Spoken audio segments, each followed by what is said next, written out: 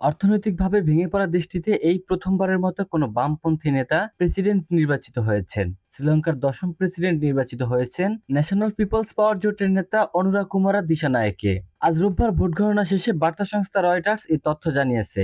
দিশানায়েকে পেয়েছেন গণনাকৃত ভোটের ৪২.৩% এবং তার নিকটতম প্রতিদ্বন্দ্বী সাজিদ প্রেমাদাসা পেয়েছেন ৩২.৮% ভোট। গত কয়েক দশক ধরে অর্থনৈতিকভাবে ভেঙে পড়া দেশ এই প্রথমবারের মতো কোনো বামপন্থী নেতা প্রেসিডেন্ট হলেন। মার্ক্সবাদী দিশানায়েকে মূলত অর্থনৈতিক পুনরুদ্ধার ও দুর্নীতির বিরুদ্ধে লড়াই করতে হবে। বিদায়ী প্রেসিডেন্ট রনিল বিক্রমসিংহে ২০২২ সালে দায়িত্ব নেন। অর্থনৈতিক মন্দা ও ঋণগ্রস্ত দেশের ভঙ্গুর অর্থনীতি পুনরুদ্ধারের নেতৃত্ব দিয়েছিলেন তিনি। এবারের নির্বাচন তার থেকে যাওয়ার উপরও গণনা ভোট হয়েছিল, যেখানে তিনি পেয়েছেন ১৭.২৭% ভোট। গত শনিবার ভোট গ্রহণের পর গণনায় কোনো প্রার্থী ৫০% ভোট না পাওয়ায় শ্রীলঙ্কার ইতিহাসে এবারই প্রথম দ্বিতীয় দফায় ভোট গণনা হয়।